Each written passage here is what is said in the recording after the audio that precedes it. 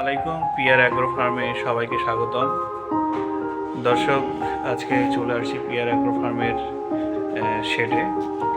এখানে দেখতে পাচ্ছেন যে ফ্রিজিয়ান জাতের অনেক গাভী আছে, যেগুলো প্রতিনিয়তই দুধ দিয়ে যাচ্ছে এবং এই দুধ দিয়ে এই গ্রামের চাহিদা পূরণ হচ্ছে এবং গ্রামের বাইরেও চাহিদা পূরণ হচ্ছে।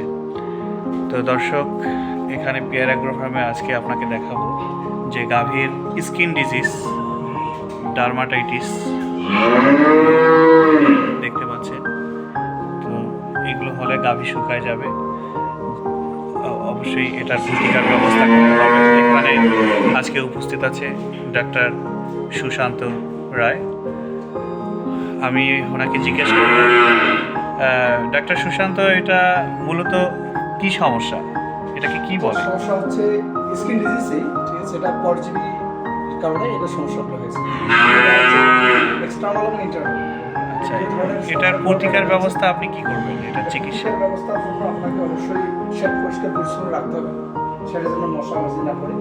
সেই সাথে নিয়মিত আপনাদের কিডনি চেক করা হয়। এই রোগের জন্য আপনার সবচেয়ে আইভিআরএম গ্রুপের যে ইনজেকশনগুলো আছে, এমেটিন প্লাস, আইভিআরএম গ্রুপের এই জাতীয় ইনজেকশন করলে ভালো ফলাফল পাওয়া যায়। ওই ইনজেকশনটা শুধু মানে বাইরের পরজীবী শুধু কাজ করে না, ভেতরে যে পরজীবী সকল পরজীবী এক্সটার্নাল এবং ইন্টারনাল এটা কাজ করে এবং স্কিনের যে ক্ষতগুলো আছে বা স্কিন কেমন হয়ে গেছে এটা ভালো কাজ করে, ফিনিশিং করে ভালো করে দেয়।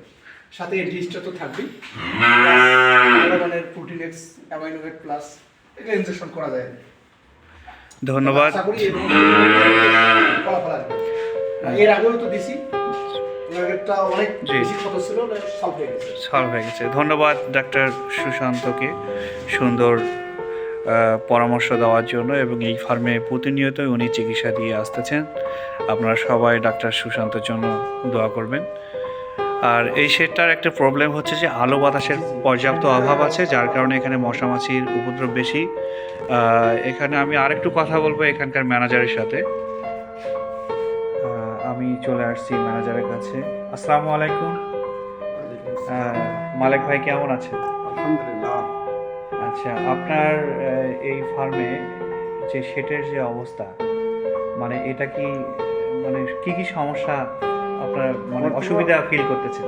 আমি যেটা অসুবিধা ফিল করতেছি বর্তমান ফার্মে, আমার যে শেডটা আছে সেটা দুপুর টাইম হয়ে গেলে সেটাতে আমার প্রচণ্ড গরম হয়ে যায়। আমার গরুগুলো একটু নার্ভাস হয়ে যায়, উত্তেজিত, এবং গরুগুলো খুব একটু হয়ে যায়।